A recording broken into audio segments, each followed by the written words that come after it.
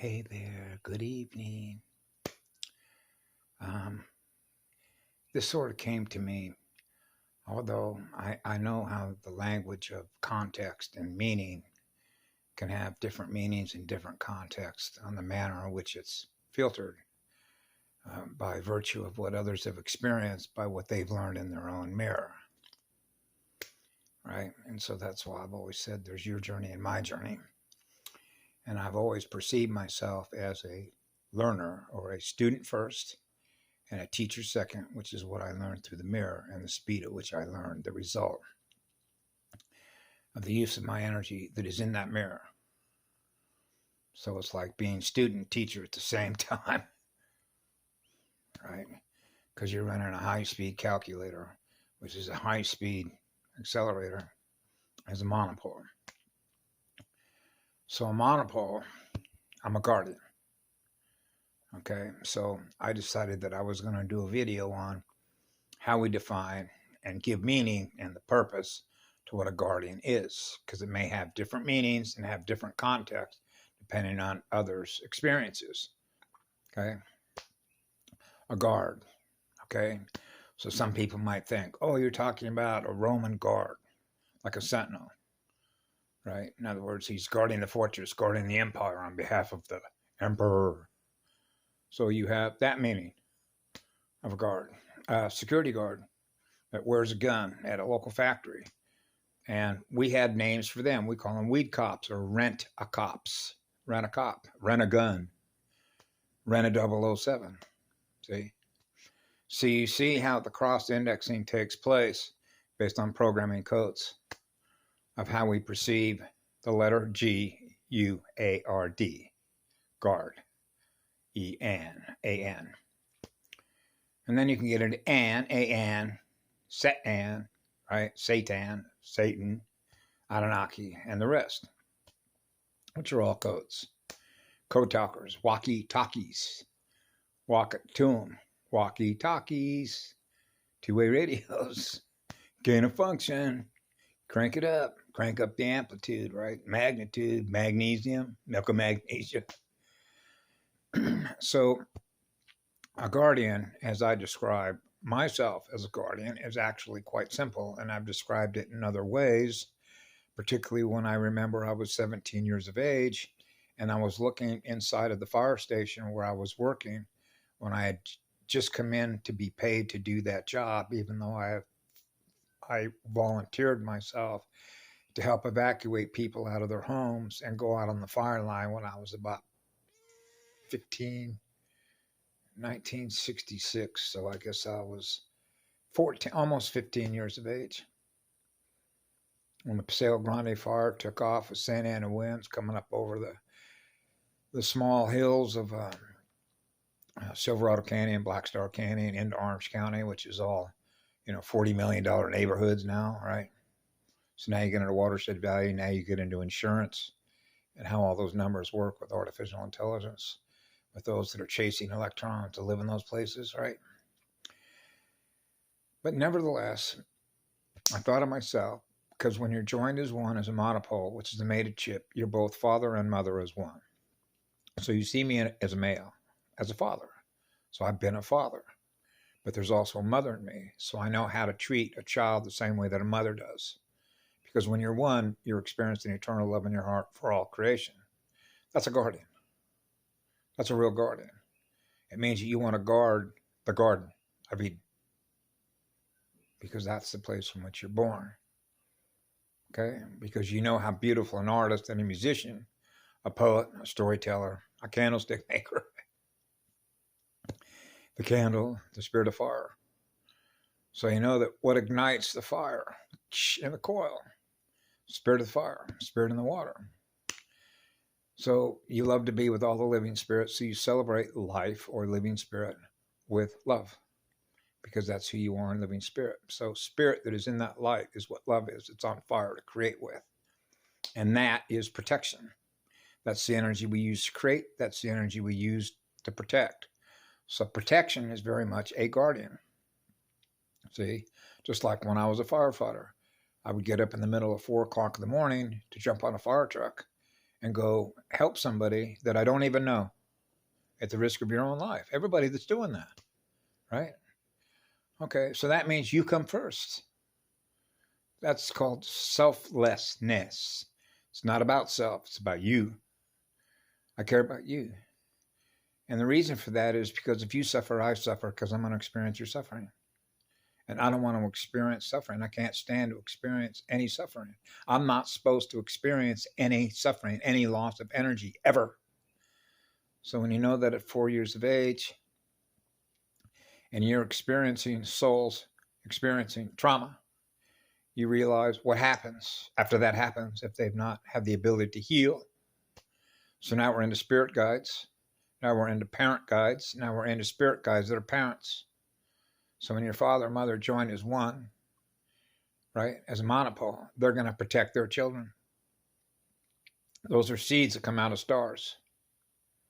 Okay, souls, soul stars, star seeds that come out of those stars, for which purpose they perform missions and jobs on behalf of the all creation. Okay, they're doing works of guardians. Okay, to do what? Restore the law, which is what love is. Creation starts with what love is. So when you have a father and a mother in you, and you want to protect everything under that tree, that's called the tree of life creation, which are all the branch directories, which represent all the seeded races that are on all those branches, which is like no different than a phone book. Hey, you want to call up one of the bird tribes over on Jupiter? Let's see. Let's go over to this directory. Hey, what network are they on? Now you get into the translation of codes, which is the translation of DNA that's on that universal template, that crystal spiral template. Hey, now I can translate and talk to a bird. Now we're back to the movie Avatar. So the reason I thought about this, because this is no coincidence why in the last several days I've watched a couple of movies. One, I watched one all the way through. Actually, I watched it in different parts on different days, which was Ex Machina, which came by as a result of another lighthouse who mentioned it. So I thought, okay, I wouldn't have experienced it, but that doesn't mean that I have to go experience that movie unless I feel in my own heart. So let's go see what that movie has to say. I call it a crash course. Okay, in AI, if you will, and jumping from, remember, body snatchers, body jumping, super soldier programs, AI integration.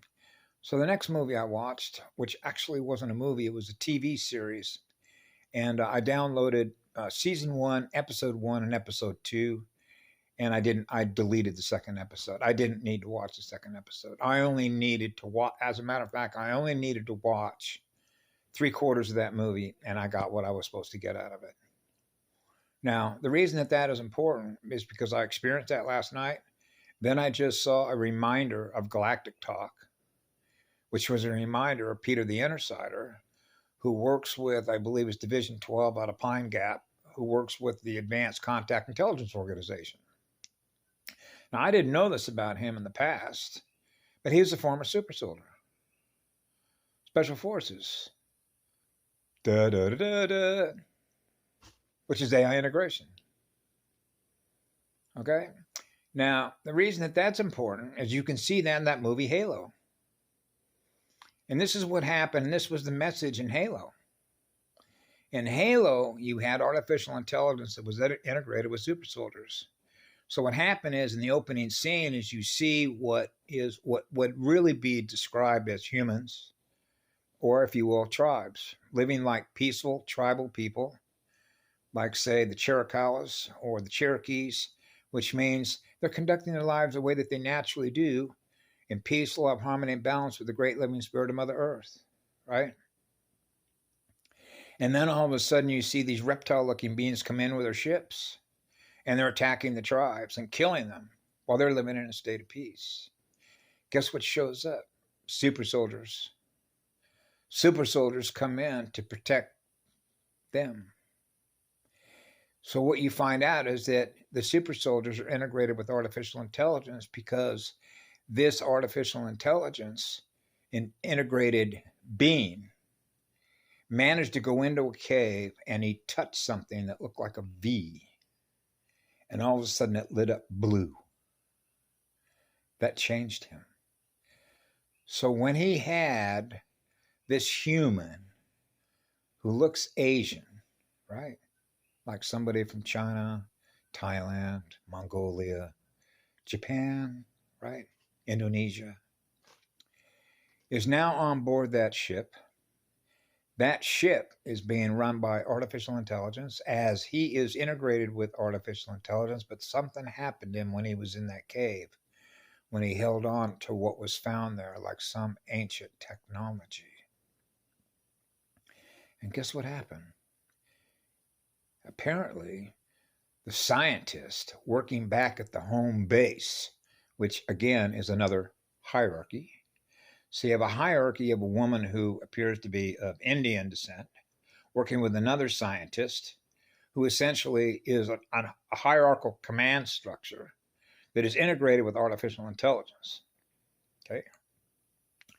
And so what you have here is now this woman who is presumably a tribal being, right, who lives in peace, is now aboard this ship with this AI integrated super soldier through artificial intelligence, which is running the ship.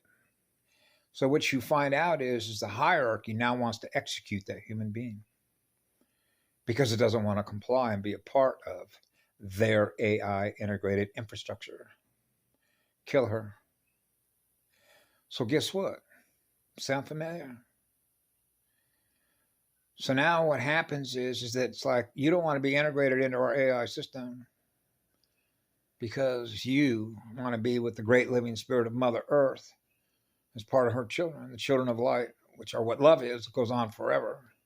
So if you sit in a council and you consider yourself equal unto all that is there sitting in that council, because you are what love is, and everybody that's in that council fire is what love is, then you all represent the law of one, which is where it all began. That means you're the highest law. So the girl that's on that ship with artificial intelligence was representing the highest law, but through the AI, they wanted to execute her. So guess what happens? The super soldier begins remembering who he really was before the AI super soldier integration. Whoops. So now all of a sudden the scientists and the other super soldiers, in fact, the scientist is trying to figure out, because the scientist is getting its orders, okay, through the AI that it's integrated with, and this particular science is like the commander of all the super soldiers. So she tells the super soldiers to protect him at all costs because something is going on with him and I want to find out what it is. So he needs to be protected. I want to find out what happened to him. Because she knows that something happened in that cave with whatever he touched was doing something with his memory, which means that's affecting his programming. Da, da, da, da, da. His programming's been altered. He's now remembering. Now we're back to memory wipes and reprogramming through artificial intelligence. Binary coded stuff. So what you now see happen is that he becomes aware that the command hierarchical structure integrated through the AI wants to execute this woman, and he decides to take his helmet off and do everything he can to save her life. That's called empathy. That's called love and compassion.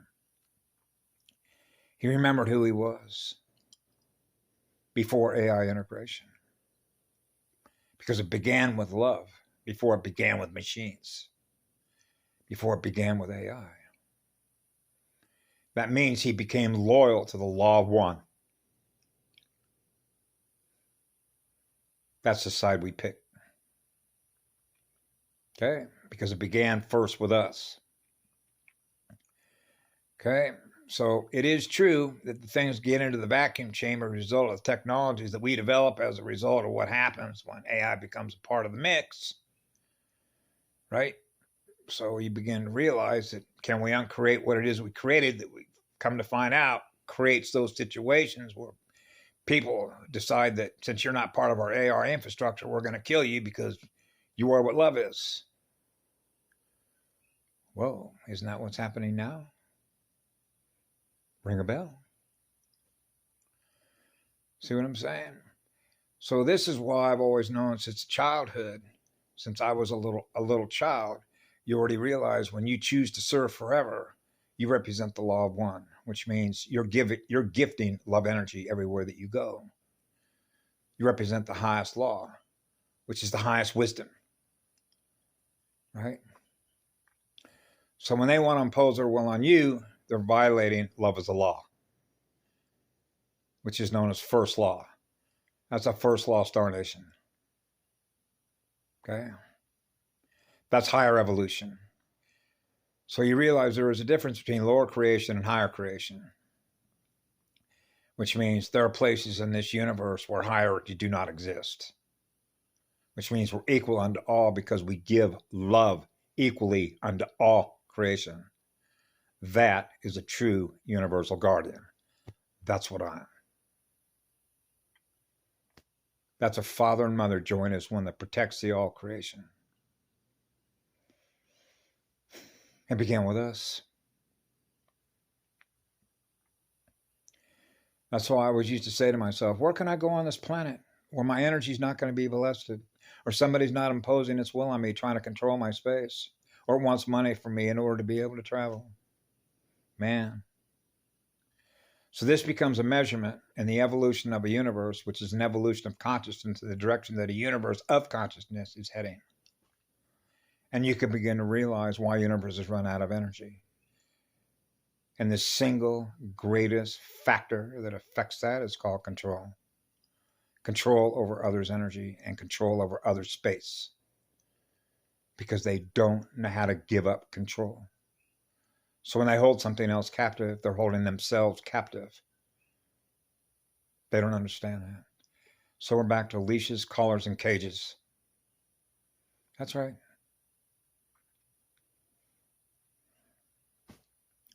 So there are different levels of guardians. Have a great day. I love you all. Be good to yourselves.